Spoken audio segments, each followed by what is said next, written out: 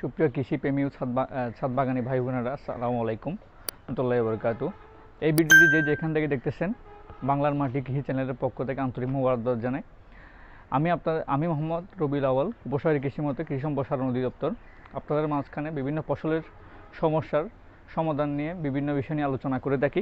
আজকে আমরা যে বিষয় নিয়ে আলোচনা করব, এটা হচ্ছে বিভিন্ন সময় আমাদেরকে অনেক প্রশ্নের সম্মুখীন করতে হয়। তার মধ্যে সবচেয়ে একটা প্রধান হচ্ছে, বাগানে গেলে আমরা দেখি বাগানি ভাইরা বলে থাকে বা বিভিন্ন ছাদ বাগানি আপুরা ভাইরা বলে থাকে যে আমাদের গাছের গঠন ভালো না, গাছের আকারে ফলগুলো কি হচ্ছে না, বড় হচ্ছে না। কীভাবে আমরা কী নিয়ম অনুসরণ করলে আমাদের ফলগুলোকে বড় করতে পারি বা ফলের আকারটা সুন্দর করতে পারি, ফল ধরনের পরে ফলের আকারটা সুন্দর হয়।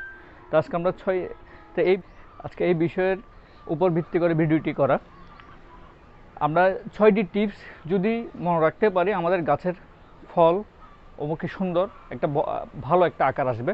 সেই 6টি টিপস কী হতে পারে, এই টিপসগুলো আমি আজকে আপনাদেরকে একদম হাতে কলমে শেখার ব্যবস্থা নিয়ে আসছি।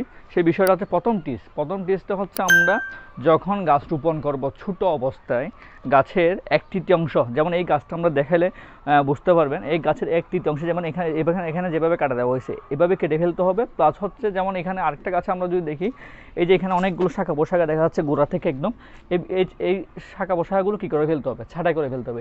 এটা যদি করা হয়, দেখা যায় তখন গাছের গোড়াটা কী হয়, দ্রুত বৃদ্ধি পাবে এবং কি গাছের শাখা পোশাখা বাড়বে এবং কি পরবর্তী গাছ বেশি দিন পর্যন্ত ফল দিবে। এবার 2 নম্বর টিপসটা হচ্ছে, আমরা নিয়ম করে প্রতিদিন নিয়ম মতো করে আমরা নির্দিষ্ট সময়ে কী করব, গাছের গোড়ায় আমরা কী করব, পানি সেচের ব্যবস্থা করব। 3 নম্বর বিষয়টা কী হয়, 3 নম্বর বিষয়টা হচ্ছে, আমরা প্রতিদিন বাগান পর্যবেক্ষণ করব।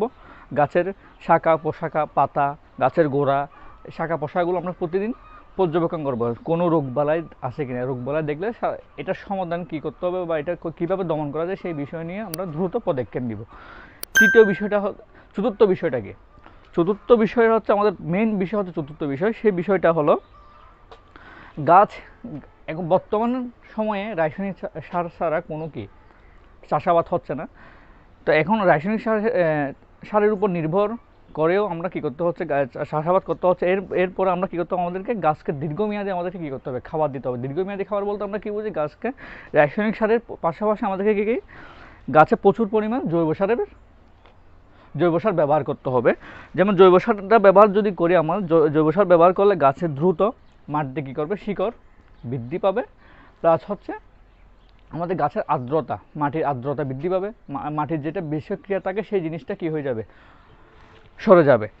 এবং পঞ্চম বিষয়টাকে আসে, পঞ্চম বিষয়টা হচ্ছে, আমাদেরকে গাছে স্প্রেয়ার ব্যবহার করতে হবে। যেমন স্প্রেয়ার বিষয়টা হচ্ছে, গাছের একটা নির্দিষ্ট কাঠির মাধ্যমে যে দুটি শাখার মাঝখানে এটা বসিয়ে দিয়ে গাছগুলোকে কী করে বলতে হবে, আমাদেরকে শাখাগুলোকে ছড়িয়ে ছিটিয়ে দিতে হবে। যে এগুলো যদি করা হয়, গাছ দ্রুত বৃদ্ধি পাবে এবং গাছের শাখা পোশাখা বেড়ে যাবে, গাছের গোড়াও কী হবে, দ্রুত বৃদ্ধি পাবে।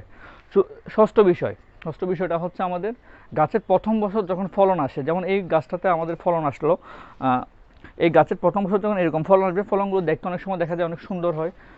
অনেকের ইচ্ছা হয় ফলনগুলো না ছিঁড়লে, সরিয়ে না ফেললে তো হয়, কিন্তু আমাদের পরামর্শ থাকবে, গাছের প্রথম বছর যখন ফলন আসবে, ফলনগুলো আমাদের কী করে ফেলতে হবে, ছাঁটাই করে ফেলতে হবে।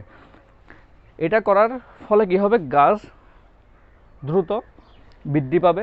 গাছ অনেক সময় দেখা যায় ফলের ওজনের কারণে গাছ বৃদ্ধি পায় না, গাছের ফলের আকার ছোট হয়ে যায়। এই সমস্যাগুলো থেকে রক্ষা পেতে হলে আমাদেরকে প্রথম বছর কী করতে হবে, গাছের প্রথম বছরের ফলনগুলো আমাদেরকে সরিয়ে ফেলতে হবে, ছাঁটাই করে ফেলতে হবে। এখন আমি যে আপনাদেরকে চতুর্থ বিষয়, বড় একটা বিষয় নিয়ে আলোচনা করছিলাম, সেটা হচ্ছে গাছের জৈব সার। এখন গাছের জৈব সারটা আমরা কীভাবে ব্যবহার করব, সেই বিষয়টাকে আমি আপনাকে বলে দিচ্ছি। গাছের জৈব সারটা ব্যবহার করে, গাছ যখন ছোটো অবস্থা থাকবে এবং কাণ্ড থেকে 2 থেকে 3 ইঞ্চি দূরত্বে জৈব সার ব্যবহার করব। আর যখন গাছ একটু বড় হবে, তখন 2 বা 3 ফিট দূরে এসে আমরা কী করব, জৈব সার ব্যবহার করব। আশা করি মোটামুটি আপনাদেরকে আমরা এই যে 6টি টিপস নিয়ে আমরা আলোচনা করছি, এইগুলোর সম্পর্কে আপনাদেরকে আমরা বোঝাতে পেরেছি বলে মনে করি। যদি ভিডিওটি ভালো লেগে থাকে, আমাদের চ্যানেলটি সাবস্ক্রাইব করবেন এবং পাশে থাকবেন সবসময়। আসসালামু আলাইকুম।